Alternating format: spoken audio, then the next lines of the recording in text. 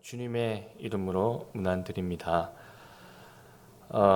여러분, 시베리아에서 썰매를 끄는 큰 개를 우리는 시베리안 허스키라고 알고 있습니다. 근데 이 큰 개가 세 가지의 등급으로 나눠진다고 합니다. 여러분 이거 알고 계셨나요? 이 시베리안 허스키 가장 좋은 등급을 받는 이 허스키는요, 체력과 지구력, 협동심 이것으로 이제 등급을 판단을 한다고 해요. 여기서 최고의 등급을 받은 시베리안 허스키는 어떤 일을 할까요? 최고의 등급을 받은 개들은 주로 교배용으로 새끼를 낳는데 쓰인다고 합니다.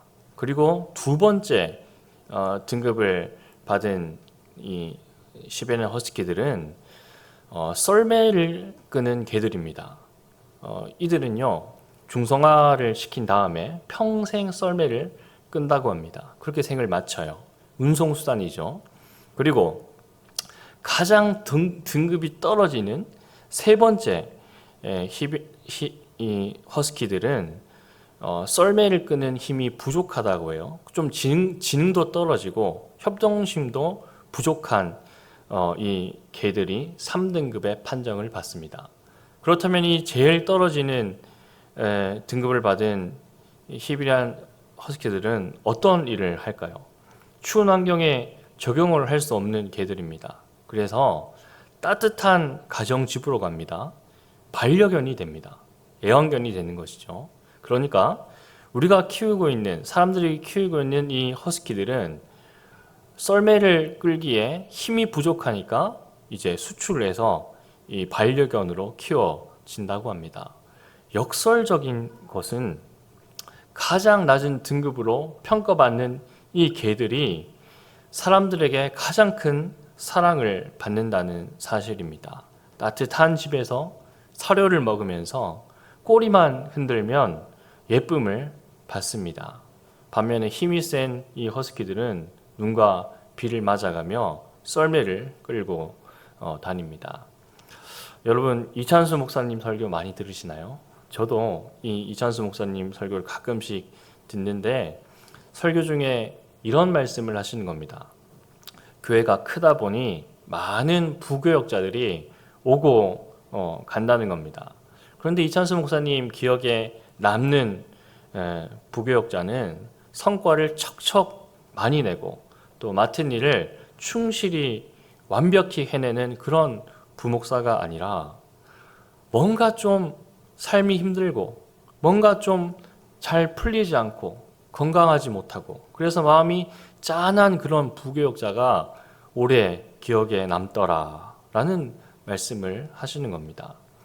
저는 하나님도 그러시지 않을까 묵상을 해봅니다. 지구력, 체력, 인지력, 머리 건강 다 좋은 사람, 뭘 하나 맡기면 척척 해내는 그런 사람보다 오히려 좀 연약하고 긍휼이 필요한 그런 사람을 하나님께서 더 가까이 두시고 더 보호하시고 더 눈여겨보시고 살펴봐 주시지 않을까 그런 묵상을 해봅니다. 그렇습니다. 하나님은 긍휼이 많으신 분입니다. 하나님께서는 회사 사장님이 아니십니다. 우리에게 성과를 요구하시는 분이 아니라는 것입니다.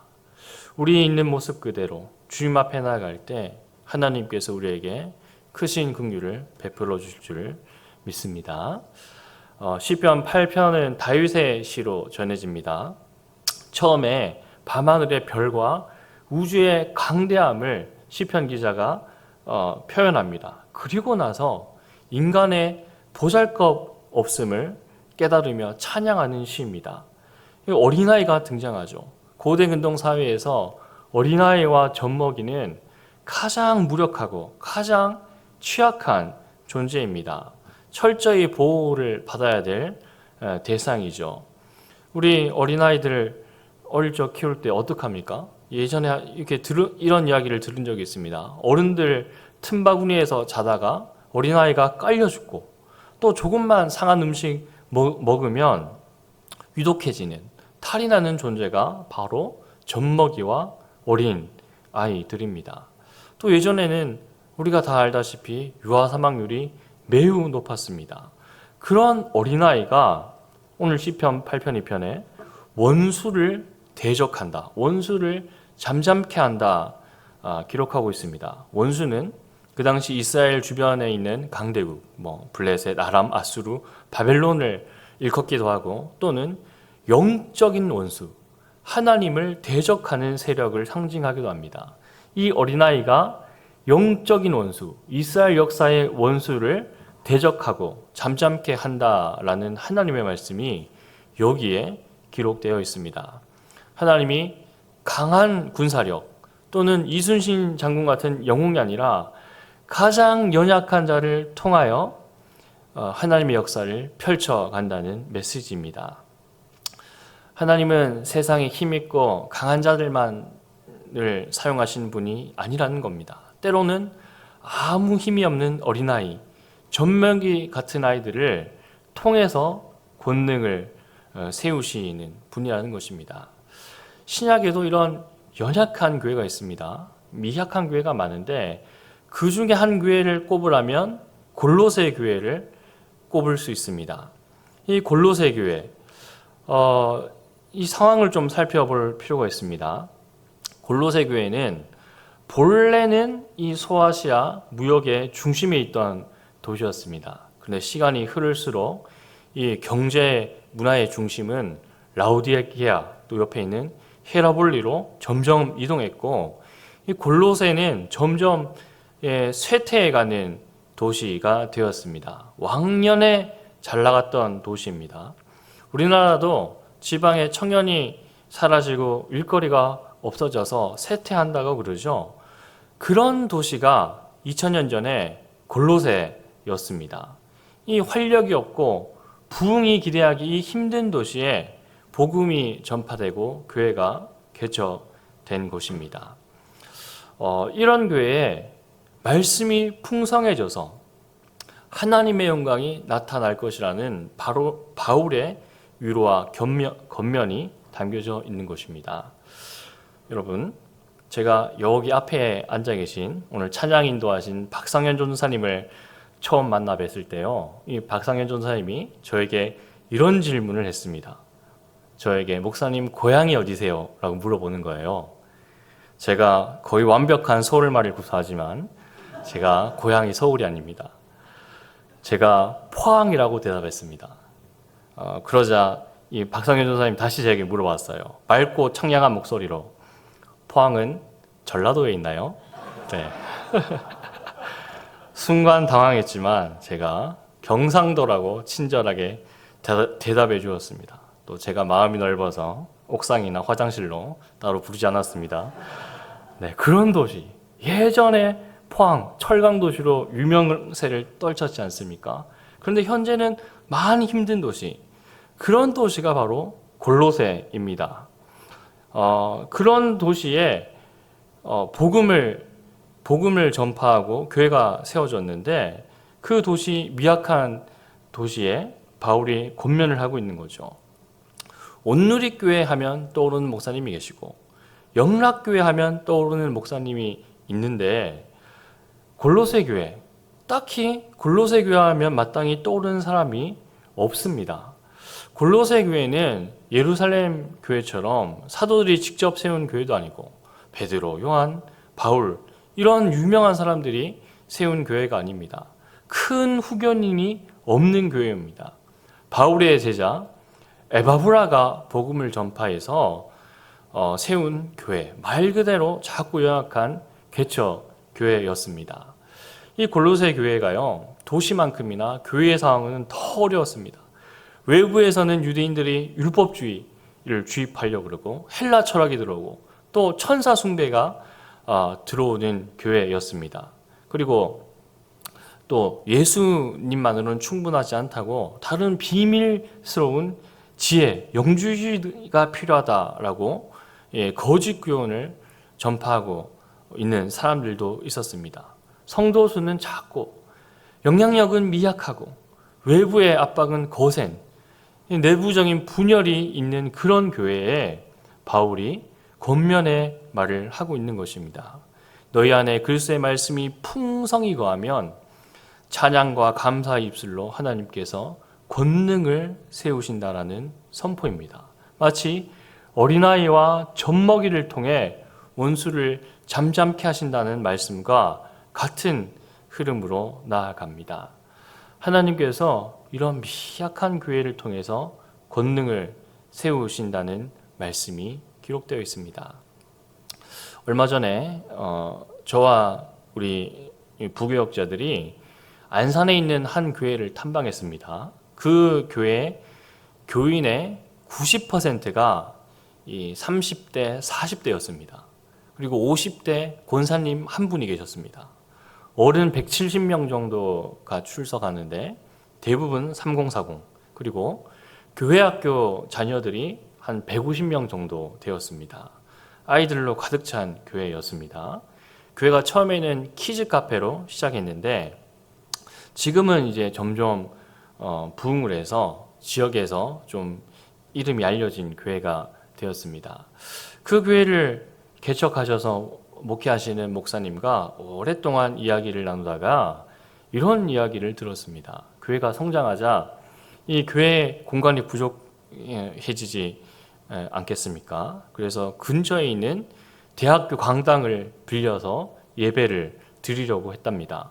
그 대학의 총장도 허락하고 높은 직급에 있는 국장도 허락을 했습니다. 그래서 다 된 줄 알고 교회를 이전하려고 했는데 마지막 그 결정하는 순간에 문제가 발생했습니다.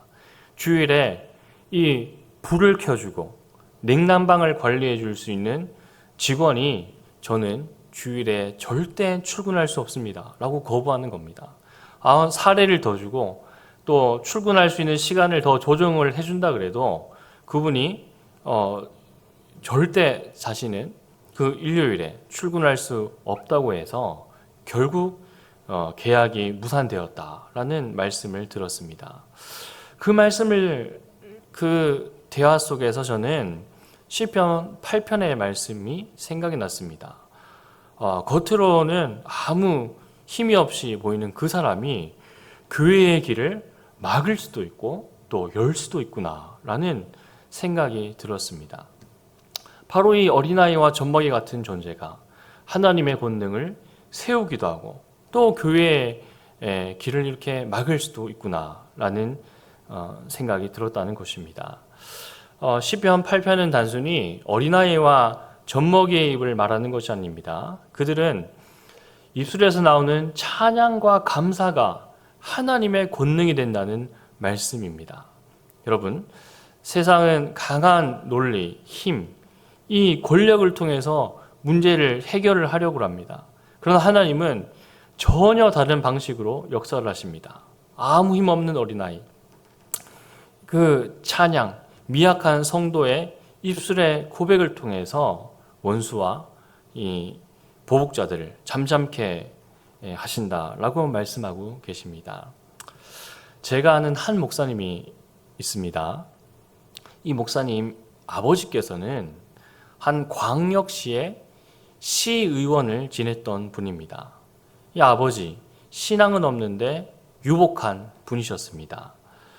그런 유복한 가정에서 자란 목사님 한 분을 제가 잘 알고 있습니다. 이 목사님은 집에서 아무도 교회에 다니지 않고 신앙이 없는데 이 목사님 홀로 청소년기 시절에 교회에 출석을 했습니다. 열심히 예수님 믿었습니다. 그래서 후에 신학 공부해서 목사님이 됐죠.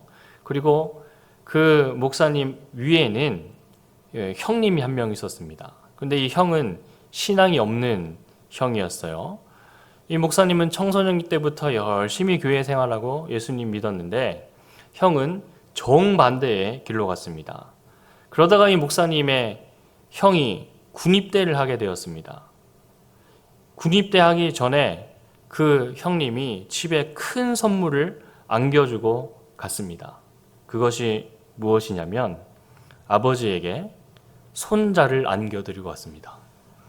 어머니가 누군지 모릅니다. 네, 손자를 안겨주고 자신은 군입대를 했습니다. 그 목사님께서 아버지와 함께 그 조카를 키웠습니다. 어머니가 없는 채 그 목사님이 주일에는 조카를 데리고 교회에 갔습니다. 그 조카가 이제 걸음마 떼고 말을 하기 시작합니다. 그 목사님 어린 조카를 데리고 신앙 훈련을 잘 시켰습니다. 그죠? 조기교육, 신앙의 조기교육을 잘 시켰어요. 그 시의원 출신인 아버지, 부유한 아버지, 신앙이 없는 분이셔서 평생 교회 한번 가본 적 없는 분인데, 하루는 이 어린 조카가 할아버지를 보면서 이런 이야기를 하는 거예요. 할아버지, 교회 가자. 할아버지, 교회 가자. 이런 얘기를 했다는 거예요. 그 부유한 아버지, 한 번도 교회 다녀본 적도 없고, 그 목사님, 아들이 수십 번, 수백 번 전도를 했는데도 한 번도 교회를 가지 않았다고 합니다. 그런데 그 어린 조카가 할아버지 교회 가자, 할아버지 교회 가자 하니까 그 한마디를 듣고 그 할아버지가 교회로 발걸음을 옮겼다는 것입니다. 그리고 예배에 참여하고 하나님을 알아가기 시작했다라는 말씀을 들었습니다. 제가 이 목사, 전도사라는 업계에 오래 있다 보니까요, 중요한 게 하나가 있습니다. 누구를 만날 때마다 자주 하는 질문이 있어요. 그것은 아버지가 누구시냐는 것을 자주 물어봐요. 친구의 영화의 한 대사처럼 너희 아버지 뭐 하시노? 이걸 자주 물어봐요. 아버지가 목사님이다라는 거를, 아버지가 목사님이시냐고 자주 물어봅니다. 아버지가 목사님이면요, 나를 뭐 더 많이 설명할 필요가 없습니다. 제가 신학교 수업을 들을 때 교수님께서 여기 자리에 있는 학생을 딱 알아보는 거예요. 그리고 아버지 목사님 잘 계시니? 이렇게 질문을 하는 겁니다. 이 목사님 자녀들은 신학교 적응하는 것도 좀 수월한 편입니다. 그리고 뭐 설교를 준비하거나 사역을 할 때도 아버지께 보고 배운 것이 있으니 좀 교회 생활에, 목회 생활에 쉽게 적응하고 또 좀 잘하는 편입니다. 그런데 저 같은 사람은요, 그렇지가 않습니다. 저는요, 노회라는 곳에 가서 2년에 한 번씩 인터뷰를 다시 해야 됩니다. 재검증의 절차를 받습니다. 제가 이거 언제부터 했냐면 20대 초반부터 했습니다. 여러 노회를 거쳤는데 이 사람이 신학적으로 이상은 없는지, 또 목회자로서 소양은 충분한지, 이것을 거의 매년 검증을 합니다. 의사 선생님들도 그 자격증, 면허증 유지하려면 재교육을 받아야 된다고 제가 들었습니다. 이것처럼 저도 노회에 가서 1, 2년마다 인터뷰를 하는데 목사님들이 자주 물어보는 거예요. 아버지 목회하시니? 아버지 뭐 하시니? 이것을 자주 물어봅니다. 근데 옆에 제 동료 목사님들 중에, 또래 목사님들 중에 아버지가 목사님이면 자신에 대해서 설명을 많이 할 필요가 없습니다. 허들이 없는 것은 아니지만 목회자 자녀는 좀 하이패스를 통과하는 것 같고 나머지는 통행권을 발급해서 그 허들을 지나는 느낌이라고 해야 될까요? 그런 좀 이점이 있습니다. 참 이득이 있어요. 그래서 부럽습니다. 저도 제 아버지가 목사님이었으면 좋겠다라는 생각을 한 번씩 하는데 제 아버지가 노력을 안 하십니다. 네. 그런데 얼마 전에 교회 한 큰 기관에서 대표를 뽑는 선거를 했습니다. 신학교 큰 강당에 수많은 목사님이 모였어요. 중요한 기관에서 대표를 뽑게 되는데 후보로 두 목사님이 나오셨습니다. 첫 번째 후보 1번 목사님, 아버님이 목사님이시고 또 서울에 있는 스카이를 졸업을 하셨어요. 또 어릴 적부터 아버지에게 목회는 이런 것이다 라고 배웠다 라고 이렇게 후보자 연설을 하시는 겁니다. 그리고 자기가 어렸을 때부터 목회를 배웠으니 이렇게 목회를 하였고 이 단체도 제가 이렇게 이끌어 나가겠습니다. 어려운 교회를 돕겠습니다. 이렇게 후보자 연설을 했어요. 참 훌륭한 목사님이고 성품이 좋은 목사님이셨습니다. 그래서 박수 받고 내려가셨어요. 그 다음 후보 2번 목사님이 올라오셨는데 이런 이야기를 하시는 겁니다. 저는 섬에서 자랐는데 갓난아기 때 아버지가 돌아가셨습니다. 홀로 어머니가 저를 키우셔서 늘 아버지에 대한 그리움, 허전함이 있었습니다. 그러나 이 땅의 아버지는 없지만 하늘의 아버지가 저를 키우셨습니다. 하늘 아버지가 저를 여기까지 인도하셨습니다. 저를 키우신 분은 하늘에 있는 하나님 아버지입니다. 이렇게 말씀하시는 거예요. 거기 앉은 목사님들이 정말 많은 분들이 감동을 받는 것이 느껴졌습니다. 그리고 후보자 연설 마지막에 이 단체도 하늘아버지의 인도함을 받기를 원합니다. 이 연설을 하니까요. 사람들이 이렇게 박수를 치면서 감동을 받는 거예요. 그 큰 신학교 강당에서 선거를 치렀는데 여러분 누가 대표로 뽑혔을까요? 1번이 뽑혔을까요? 2번이 뽑혔을까요? 예, 2번이 뽑혔습니다. 하늘아버지를 이길 수가 없었습니다. 네, 내 뒷배경이 되는 사람 아무도 없는 것 같습니다. 나를 누가 밀어주지도 않고 끌어주지도 않는 것 같습니다. 그런데 내 뒤에 누가 있습니까? 하나님 아버지가 있습니다. 하나님 아버지가 나를 이곳까지 인도해 주셨다는 것입니다. 약한 것이 곧 선한 것이기 때문에 쓰임받는 것이 아닙니다. 우리의 부족함 자체가 아름답기 때문에 하나님의 도구가 되는 것이 아닙니다. 고린도전서 1장 27절에 이렇게 기록되어 있습니다. 성경은 하나님께서 약한 자를 들어 강한 자를 부끄럽게 하시고 지혜 없는 자를 통해 지혜 있는 자를 부끄럽게 하신다라고 말씀하고 계십니다. 즉 하나님께서 영광을 나타내시기 위해 우리의 연약함을 사용하신다는 것입니다. 기드온은 이렇게 말합니다. 나는 므낫세 지파 가운데 가장 약한 자라고 고백합니다. 그런데 그 기드온을 통하여서 미디안 대군을 물리치셨습니다. 또한 모세는 나는 입이 둔하다라고 말했지만 그 입을 통하여 진리의 말씀을 선포케 하고 성경이 쓰여지게 했습니다. 하나님께서요, 이집트의 파라오를 하나님의 도구로 사용하셨다면 참 일하기 쉬우셨을 것 같아요. 그렇지 않습니까? 돈도 있고 군대도 있고 지혜도 있고 인적인 네트워크도 다 갖춘 파라오 아닙니까? 그런데 큰 구원의 사건 뒤에 파라오가 도구로 쓰임 받았다면 하나님이 기억에 남겠습니까? 파라오가 칭송받지 하나님이 찬양받지 못합니다. 어린아이, 젖먹이, 가장 약한 골로새 교회, 기드온, 모세, 목동 다윗 같은 사람 굳이 하나님께서 불러 세우는 이유가 있습니다. 우리 스스로는 능력이 없습니다. 그래서 하나님은 우리의 부족함을 통해 역사를 하십니다. 어린아이는 아버지를 전적으로 신뢰합니다. 그처럼 아버지 하나님은 온전히 하나님만을 의지할 수밖에 없는 자, 그들을 불러 모으신다는 것입니다. 교회는 몇몇 큰 인물의 헌신으로 세워지는 것이 아닙니다.